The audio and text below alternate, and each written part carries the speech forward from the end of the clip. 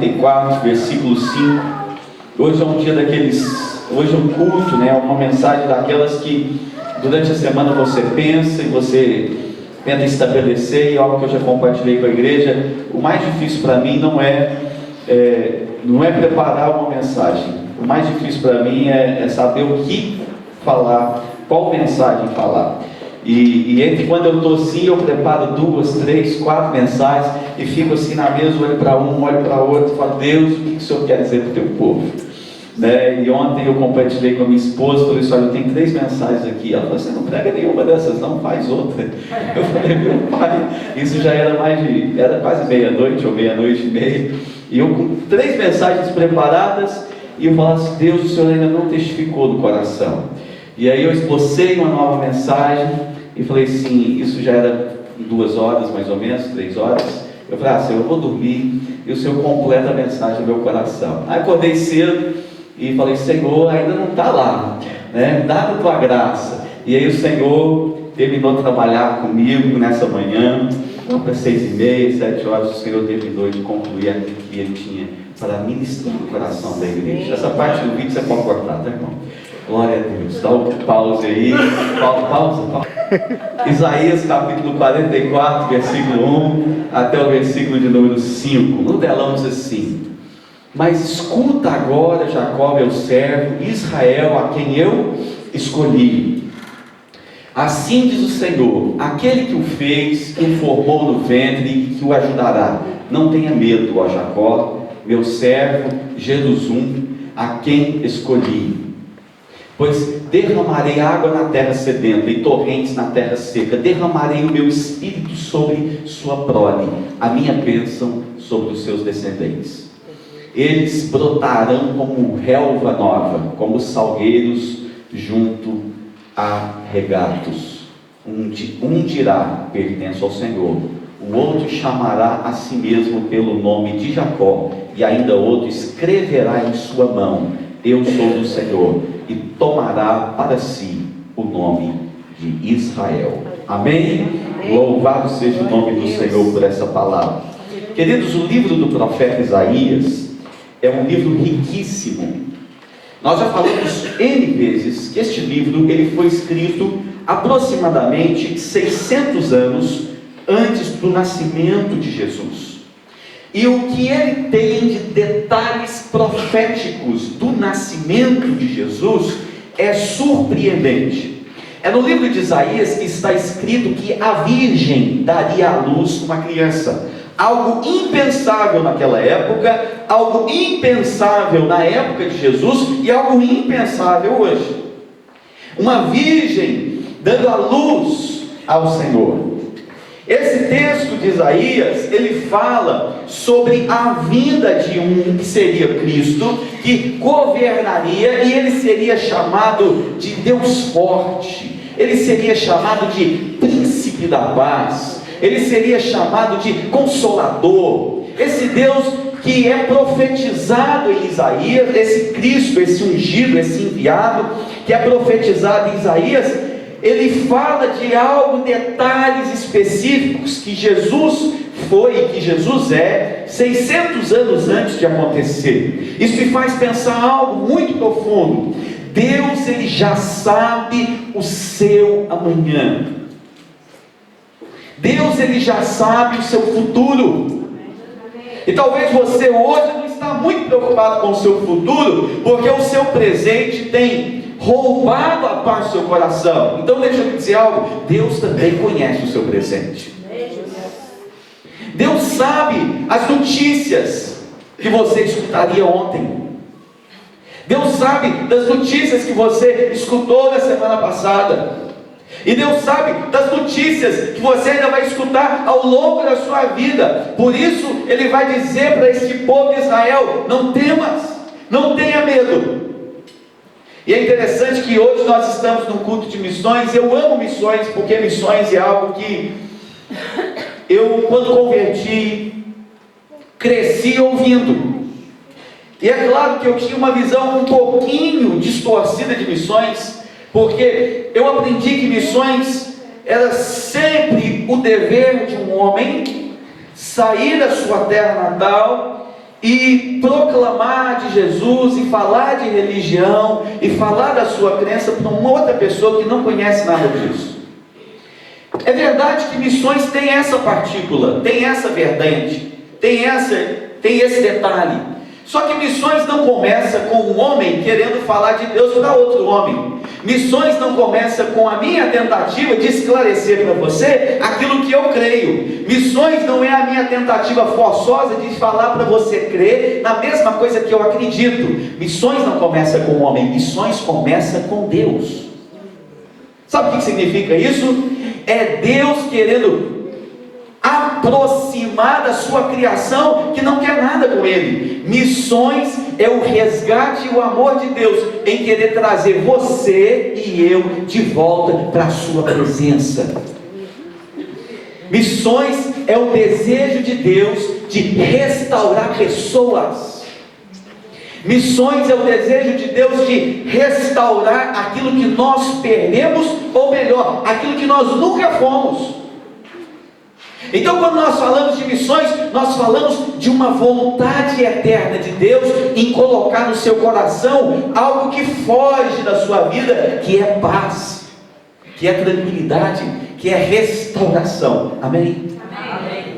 Quantos aqui sentem que fazem parte do desejo missionário de Deus? Amém. Se você não entendeu, eu posso te explicar. Você vai sentir que você faz parte do resgate do Senhor. Deus, Ele deseja a nossa vida. Só que Ele não nos força. Ele não nos força a isso.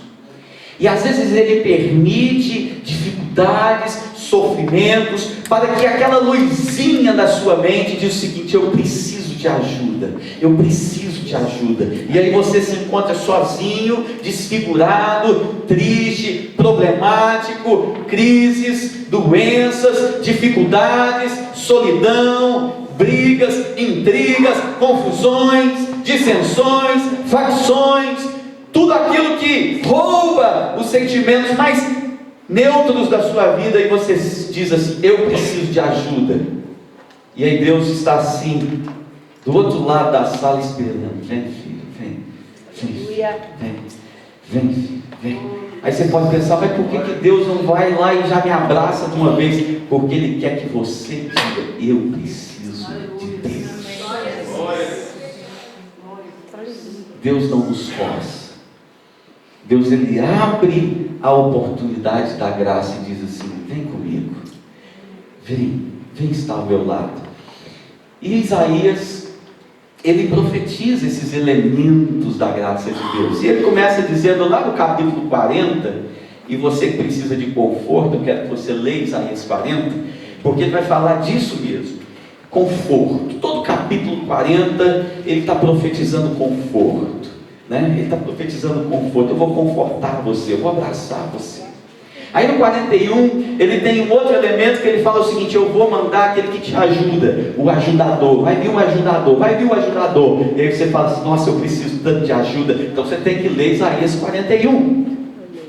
Isaías 42 vai falar do servo sofredor, que é Jesus, que é aquele que sofre em nosso lugar, para que nós não tenhamos a necessidade desse sofrimento. E aí então você precisa, você que está sofrendo, lê Isaías 42. Mas chega no Isaías 43 e ele fala daquele que salva pecados, daquele que salva o perdido, daquele que salva aquele que está no caminho errado, daquele que salva aquele que não tem uma direção na vida, daquele que não sabe qual atitude tomar. E talvez você seja como eu, já chegou em algumas encruzilhadas da vida, que são caminhos de indecisão, e você tem duas vertentes, você não sabe de onde você vai, e você não sabe o que escolhe. E aí Jesus, ele vem como Salvador, e o Salvador é aquele que nos dá a direção. Aleluia. Porque de repente um dos caminhos vai te levar para um precipício, e ele fala assim: não vai por esse caminho, eu te salvo desse caminho, vai para o outro caminho. Então Isaías 43 fala de salvação. Isaías 44, que é onde nós estamos, fala das escolhas de Deus. E aí ele começa algo fantástico, porque eu já disse para vocês que Missões é algo que parte do sentimento de Deus e é um resgate da sua vida para com Ele. E juntamente com missões tem uma outra palavra que já ministrei aqui na igreja algumas vezes, que é avivamento. É avivar o que morreu, ou que secou, ou que acabou, ou que está definhando, ou que está acabando. E avivamento, ele tem algo dentro, intruso dentro dele, que é restauração. E queridos, como nós precisamos de restaurações, né? Até o dente, quando fica podre, você tem que ir lá fazer uma restauração. Alguns casos tem que arrancar, né? Mas restauração, o que é restauração? Quantos de nós precisamos de restauração nessa manhã? Quantos de nós precisamos de passar pelo processo da restauração? E é isso que é a proposta de Deus para o seu povo. Não temas, eu vou restaurar vocês. Está aí intrínseco dentro do capítulo 44. Está marcado na sua Bíblia. E acontece algo maravilhoso aqui. Maravilhoso, porque ele começa a chamar Israel, e eu poderia chamar a igreja, e ele chama Israel ali no versículo 2, de uma palavra que nós não estamos acostumados a ouvi-la. Você está aqui no telão? É isso aí, olha, meu servo Jesurum. E aí você pode pensar, que raio de nome é esse? Né? Eu não sabia que Israel também poderia ser chamado de Jesurum. Mas Jesurum é uma palavra carinhosíssima para chamar Israel. É verdade, ainda que esse nome estranho, Jesurum é um diminutivo querido. É um diminutivo que representa carinho. Dentro da linguagem do português você tem, né, duas formas de você usar o diminutivo. Você tem uma forma de usar o diminutivo de uma forma analítica, misericórdia, né? E uma forma de usar o diminutivo de uma forma sintética. E aí você fala assim, pastor, não entendi nada. Então vai lá frequentar as aulas de português que você aprende. Mas eu posso dizer assim, desses dois elementos é que, da forma analítica, se Deus estivesse chamando, é como se Deus estivesse dizendo para ele, ó, vocês são um povinho de nada. Ou seja, faz o diminutivo, mas um diminutivo desconstrutivo. Consegue perceber? Jogando para baixo. Mas quando esta palavra é usada na Bíblia, Jesurum, é como se ele estivesse falando assim, queridinho. Não é analítico, ele é sintético, ele está sintetizado em amor, ele está descrevendo um cuidado. E eu acho lindo de Deus é que ele chega para nós, igreja do Senhor, no século que nós estamos, e não fala igrejinha, no sentido diminutivo da palavra, onde nós podemos colocar-nos como para baixo, mas ele fala igrejinha no sentido carinhoso, povinho meu. E muitas pessoas interpretam, Deus está chamando o seu povo de povinho que não vale nada. Muito pelo contrário, todos nós em Cristo temos um grande valor. Aleluia, glória a Deus. Todos nós, diante dos olhos do Senhor, temos uma grande expressão, e a palavra de Deus não mede para dizer que nós somos como pupila dos seus olhos. Somos queridinhos do papai. E talvez você se sinta tão distante dessa verdade, mas Deus te trouxe aqui nessa manhã para dizer isso para o seu coração. Vocês são os meus queridos. Vocês são os meus Jesusinhos. O nome pode ser feio, mas a intenção é boa. É isso que é missões. Missões é Deus chamando você de querido, de querida, de próximo, de amigo, de íntimos. Missões é Deus te trazer de novo para a casa do Pai, é te reconstruir. É claro que o dever de missões é nosso, de agora sentirmos amados e amar outras vidas.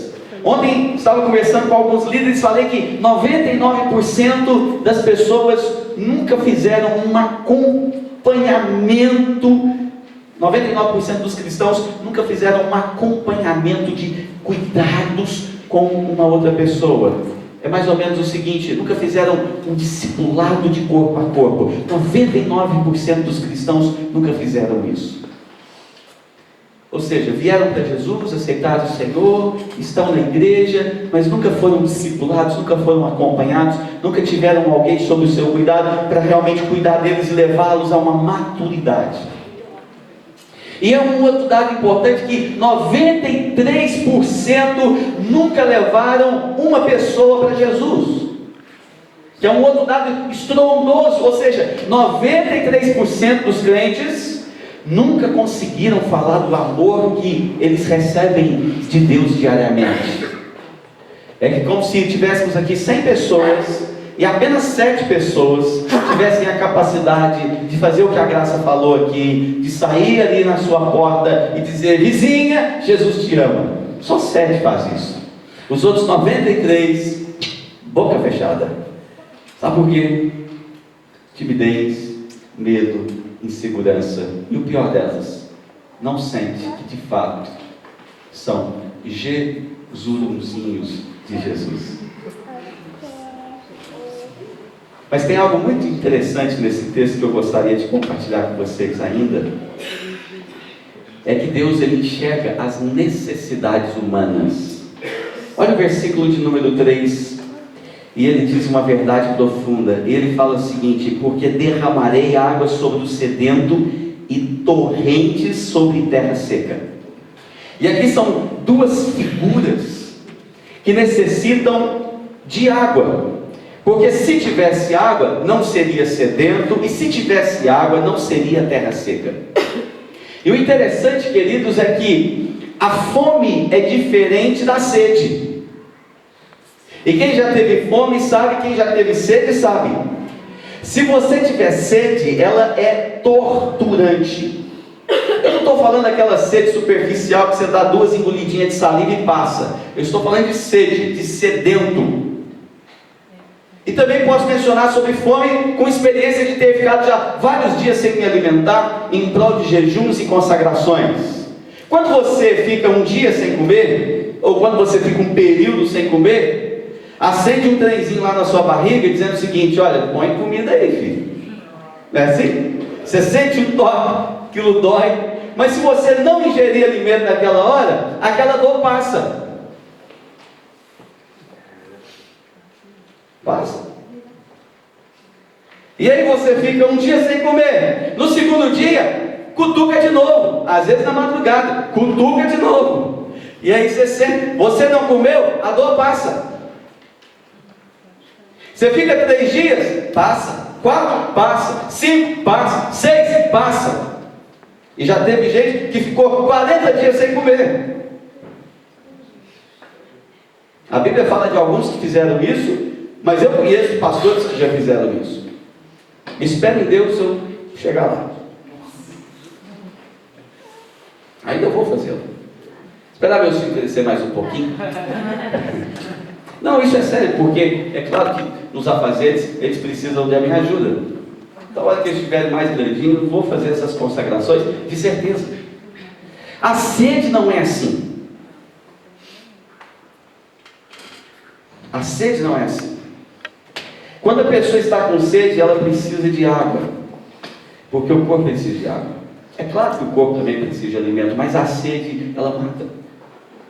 E ela mata mais rápido do que a ausência do alimento.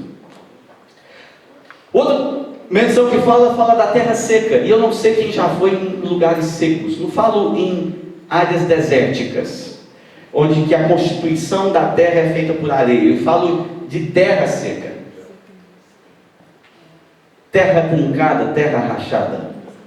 Você pode ter a melhor terra, o melhor adubo, o melhor fertilizante, você pode ter a melhor semente, só que se você não tiver água, aquela semente ela mirra, ela não brota, ela não germina, ela não cresce. Por que está sendo utilizadas essas duas expressões? Porque Deus vai utilizar a expressão água para significar e simbolizar o seu espírito. E ele constitui que existem 2 tipos ou 2 áreas na vida do seu povo, que são pessoas sedentas e pessoas que têm características de terra seca, ou seja, estão mortas, estão desprovidas de vida, não têm qualidades de vida, estão desesperadamente secas. E elas precisam do Espírito.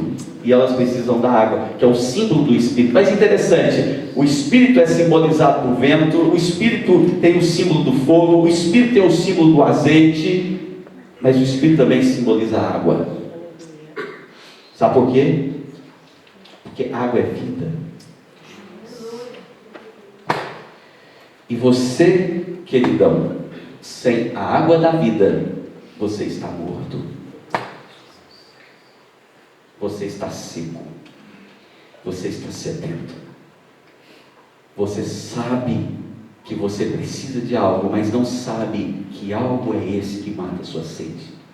E eu te dou a notícia nessa manhã: a sua sede só vai ser saciada com o Espírito Santo de Deus. Você pode receber os pedidos que você faz. Você pode ver os milagres que Deus faz. Deus pode te ajudar na sua vida econômica. Deus pode te ajudar na sua vida, no seu relacionamento. Mas estas coisas não preenchem a secura do nosso coração, porque só o Espírito de Deus preenche essa área. E o texto vai dizer que Deus, Ele olha para o seu povo e lança esta palavra de fé e diz: porque eu derramarei água sobre o sedento e torrentes sobre terra seca. E ele conclui: derramarei o meu espírito sobre a tua posteridade e a minha bênção sobre os teus descendentes. Em João capítulo 7, versículo 37, no começo do capítulo 7, eu já falei isso aqui também na igreja, pastor normalmente é repetitivo. Os irmãos sabem disso. Capítulo 7 fala de Jesus indo para uma festa chamada Festa dos Tabernáculos. Diga comigo, tabernáculos. A Festa dos Tabernáculos é uma festa judaica que até hoje é comemorada, e eles fazem esta festa em celebração a Deus pelo tempo que eles ficaram no deserto, armados em cabanas, esperando o cumprimento da promessa de Deus em habitar em casas, porque eles eram levados de um lado para o outro com a vontade de Deus. Então, depois que eles conseguem a terra da promessa, de ano a ano, eles celebram uma festa cujo nome é Tabernáculos, para agradecer a Deus que durante aquele tempo o Senhor havia os sustentado, o Senhor os havia dado alimento, o Senhor havia dado sombra, o Senhor havia dado água, o Senhor havia cuidado deles. É como se hoje, todos os anos, você fizesse uma celebração a Deus pela sua conversão e o seu aniversário de convertido, e você disse assim: eu vou fazer a festa dos tabernáculos na minha vida. Durante o tempo que eu fiquei recluso, o Senhor cuidou de mim, e agora todos os anos eu celebro a Deus essa festa. E João capítulo 37 vai falar do último dia da festa, e Jesus está com seus discípulos, está com uma pequena multidão ao seu redor, e todos estavam realmente se retirando daquela festa, porque aquela festa durava 7 dias, e ele fala algo muito interessante para alguém que participou de 7 dias de uma festa espiritual. E eu lhe faço uma pergunta: se você participar de 7 dias de uma festa espiritual, como é que você acha que vai sair seu coração no final daqueles 7 dias? São celebrações, são canções, são orações, são palavras, são testemunhos, são curas, são sinais, são maravilhas, são pessoas entregando as suas vidas ao Senhor, e era aquela festa maravilhosa. Mas no final do 7º dia, Jesus chega para aquela pequena turma que está junto com ele e diz algo muito interessante. Ele diz o seguinte: se alguém tem sede,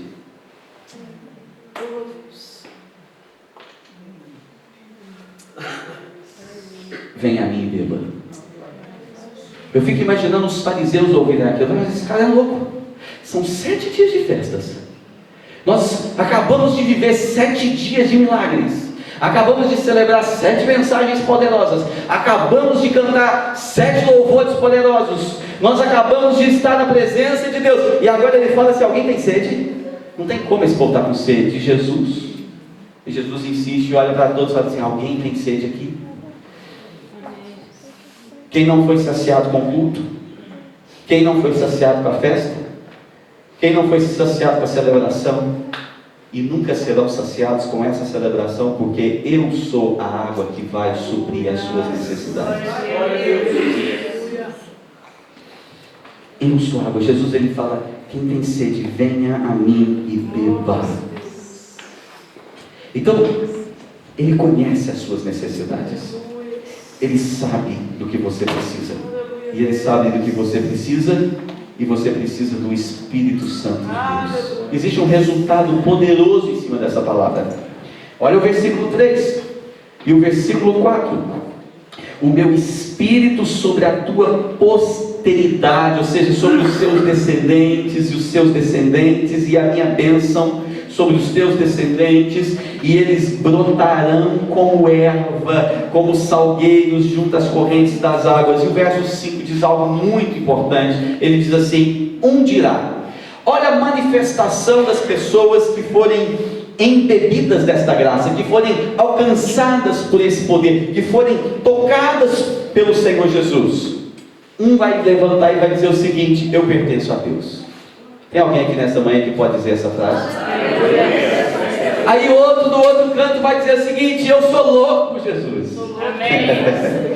Outro chamará a si mesmo pelo nome de Jacó, que é o descendente que começa tudo sobre Israel. Ainda outro escreverá na sua mão e levantará a sua mão, porque a sua mão é o símbolo do seu BI, da sua identidade. Ele vai dizer o seguinte: eu sou do Senhor. Você pode dizer o seguinte: mas o que significa isso? Sabe o que significa isso, irmão? Significa avivamento. Inglaterra, século XVIII.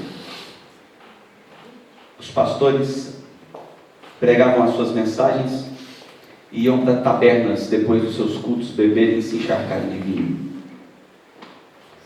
Os crentes estavam cada vez mais frios, espirituais, e se esquivando de participar de liturgias mortas sem a presença de Deus. A Revolução Francesa estava emergindo sobre a terra, e o ceticismo, o ateísmo e iluminismo estava já invadindo o coração de muitas pessoas, e muitos não tinham mais esperança para as suas vidas. 3 jovens,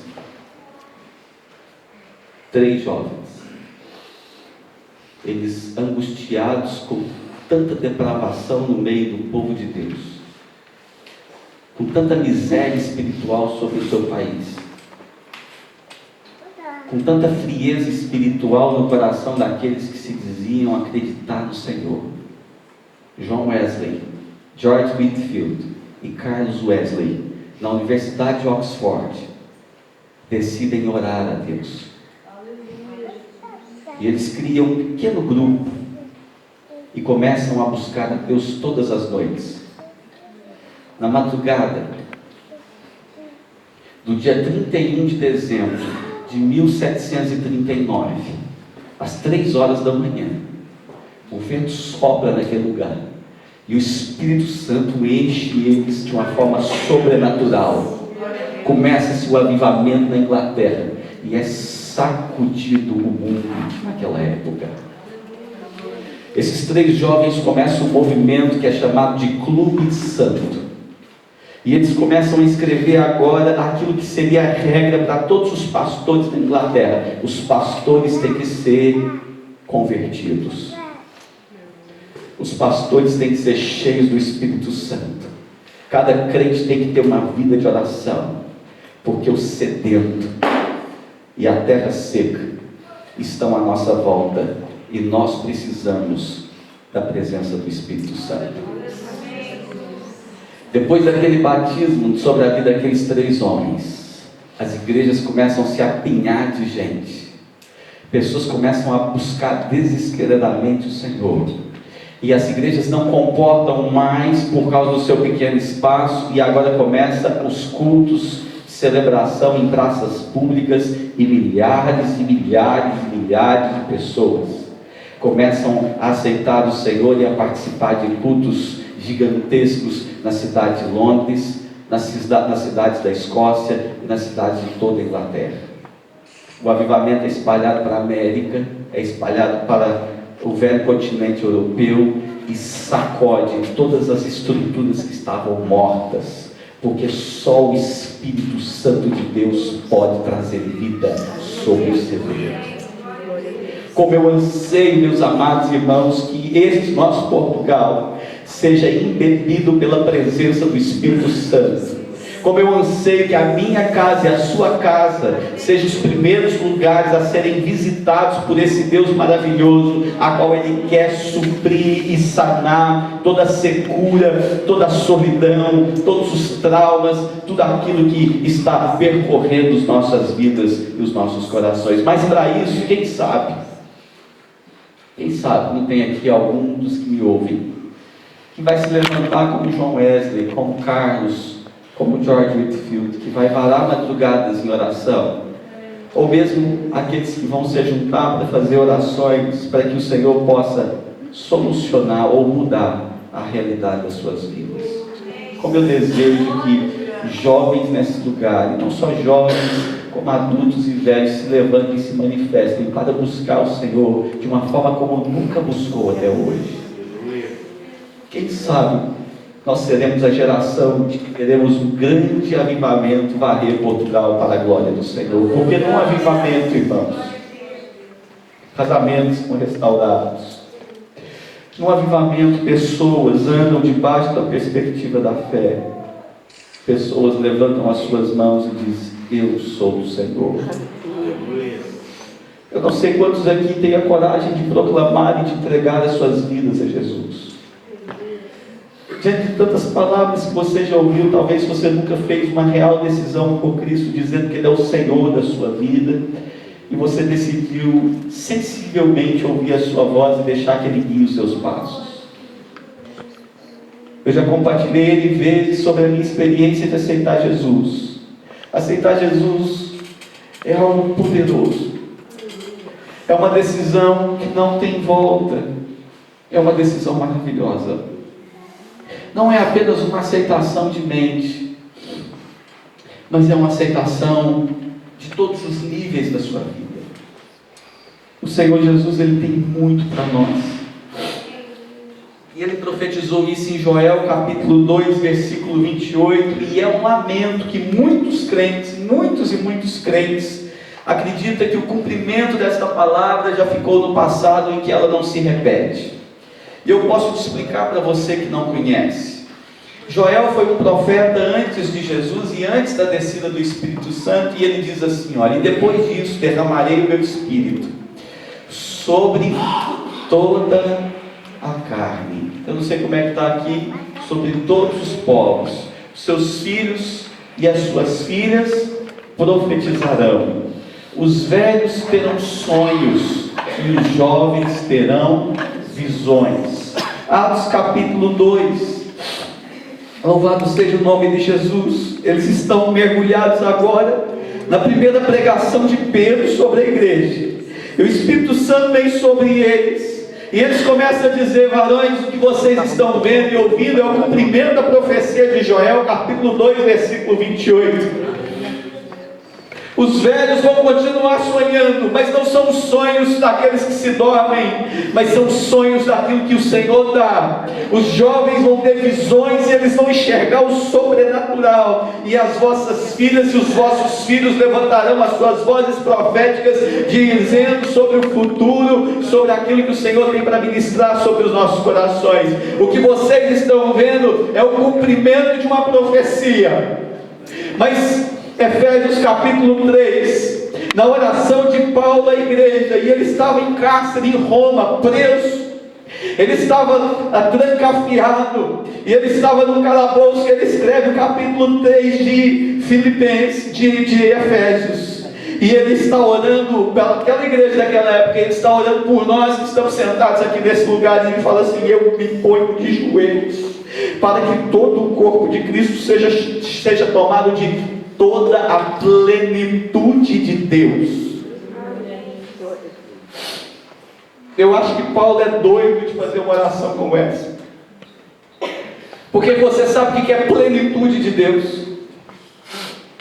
Para você saber o que é plenitude de Deus, você tem que lembrar o que é os atributos de Deus. Atributos de Deus é aquilo que só Deus tem, mas ninguém tem. Nem demônio tem, nem homem tem, nem criatura nenhuma tem. E um dos atributos de Deus, vocês aqui alguns sabem que Deus ele é onisciente. Aleluia.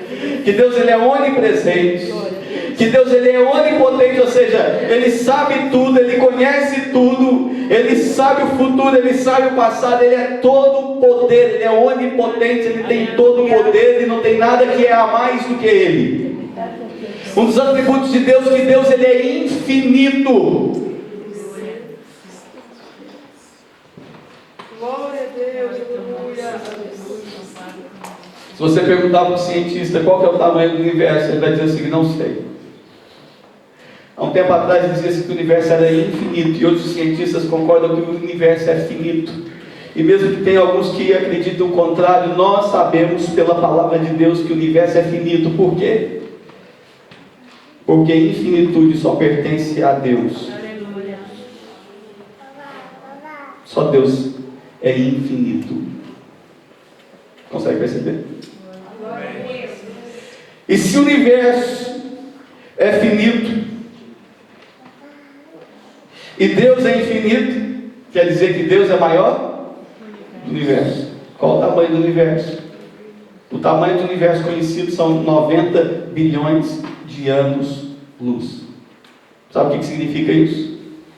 Se você pegar de uma ponta do universo e viajar a 300 mil quilômetros por segundo, que é a velocidade da luz, durante 90 bilhões de anos, você chega do outro lado, que é o que os cientistas conhecem. E Deus é maior do que o universo. E aí Paulo no cárcere, trancafiado, ele faz uma oração para nós, que nós sejamos tomados de toda a plenitude Aleluia. de Deus. Uau!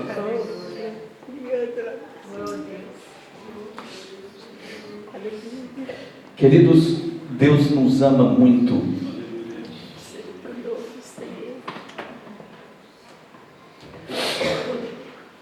Eu sou do Senhor.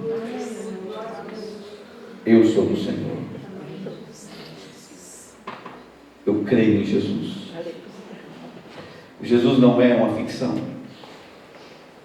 Jesus foi o Filho de Deus enviado na terra para restaurar o pecador. E a palavra de Deus, aquele que crê, receberá perdão dos seus pecados. Isso é missões. Isto é avivamento. Isto é ser Jesurum de Jesus. Eu não sei se nessa manhã tem alguém que gostaria de entregar a sua vida para Jesus. Você que talvez nunca fez essa decisão. Ou talvez você fez essa decisão lá no seu quarto. Talvez você nasceu com a ideia de que você era de Jesus. Mas você nunca fez esse reconhecimento pessoal dele. Você nunca arrependeu-se dos seus erros e disse o seguinte: eu tenho limites na minha vida, eu quero que Ele seja o Senhor da minha história. Talvez essa manhã seja o seu dia. Tem alguém aqui que gostaria de entregar a sua vida para Jesus? Tem alguém aqui que gostaria de render-se a Jesus? Eu queria que você levantasse a sua mão. E eu queria fazer uma oração por você, pela sua vida. Tem alguém aqui que precisa ardentemente fazer essa decisão porque descobriu que sem Jesus você não é nada? Tem alguém aqui que precisa se entregar freneticamente a Ele e dizer: Jesus, o Senhor é o meu Senhor? Porque no avivamento, Deus abençoe a sua vida, irmão. Deus abençoe a sua vida. Deus abençoe a sua vida. Deus abençoe a sua vida. Deus abençoe a sua vida. Em nome de Jesus, podem abaixar as vossas mãos. Quem não levantou as suas mãos e gostaria ainda de manifestar, Deus abençoe a sua vida, em nome de Jesus. Deus abençoe. Deus abençoe a sua vida, em nome de Jesus. Deus abençoe a sua vida, em nome de Jesus. Pode abaixar a sua mão. Feche os seus olhos no lugar onde você está. Pai, nós queremos te agradecer pela vida dos teus filhos. Que nessa manhã, Senhor, ó Pai, sente o teu amor.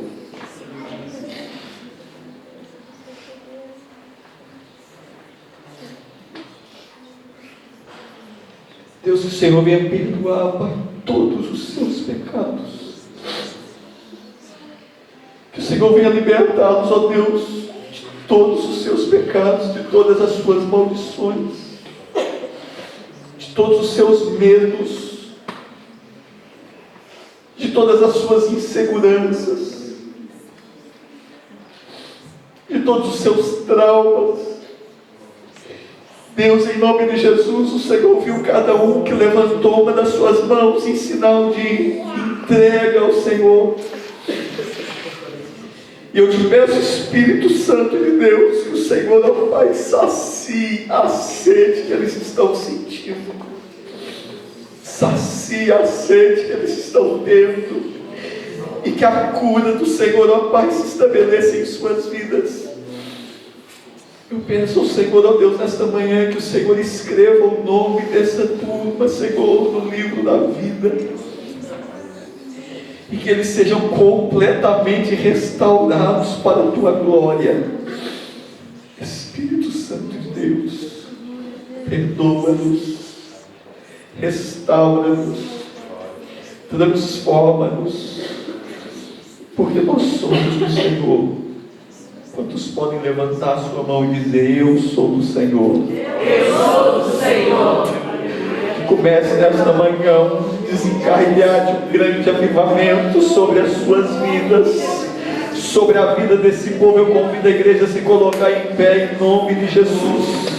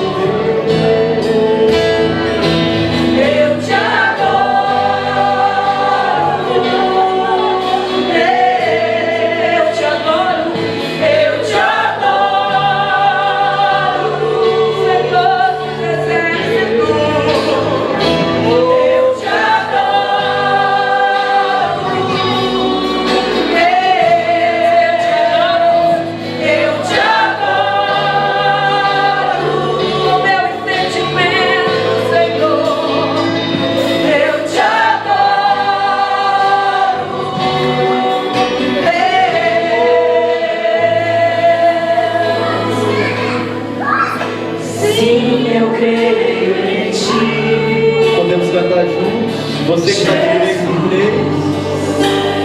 Eu pertenço a Ti,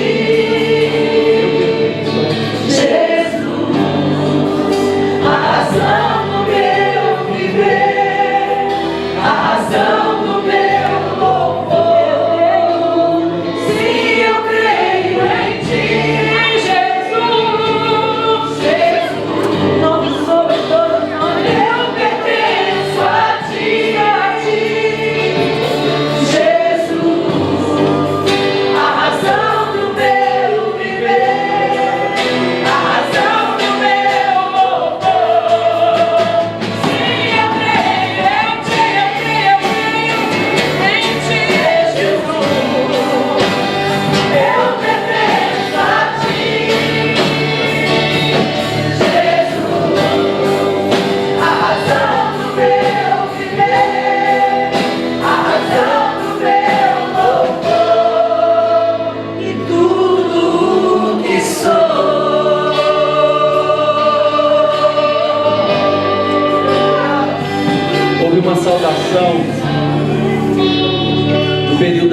Guerra Mundial, que os nazistas cumprimentavam-se e saudavam-se dos seus militares, e eles estendiam a mão, e todos gritavam a frase do nome daquele que seria o seu general e o seu comandante.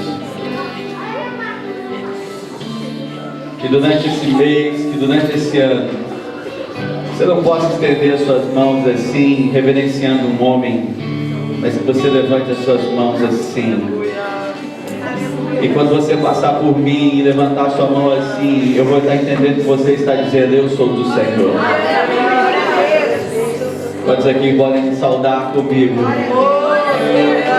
Eu sou do Senhor. Deus abençoe a sua vida. Seja muito bem-vindo. O Senhor reconstrua. Talvez hoje foi a última oportunidade, mas foi a melhor oportunidade que Deus está dando na sua vida. Eu não te conheço, mas eu consigo te amar. Deus abençoe a sua casa. Deus abençoe a sua família. Se sinta amado por essa igreja, mas principalmente pelo Senhor que te escolheu. Não temas. Você é o Jesus do mundo. Jesus. Todos vocês levantaram a mão para Cristo. Vocês são do Senhor. E essa possa ser uma saudação que venha ficar marcada na história da nossa vida. Passar pela rua perto de mim, se as suas palavras não puderem alcançar meus ouvidos, estenda uma das suas mãos e eu vou entender. Eu sou do Senhor. Você consegue virar para o irmão do seu lado e levantar sua mão para ele? Eu sou do Senhor. Eu sou do Senhor. Eu sou do Senhor. Eu sou do Senhor. Amém, queridos. Vamos aplaudir.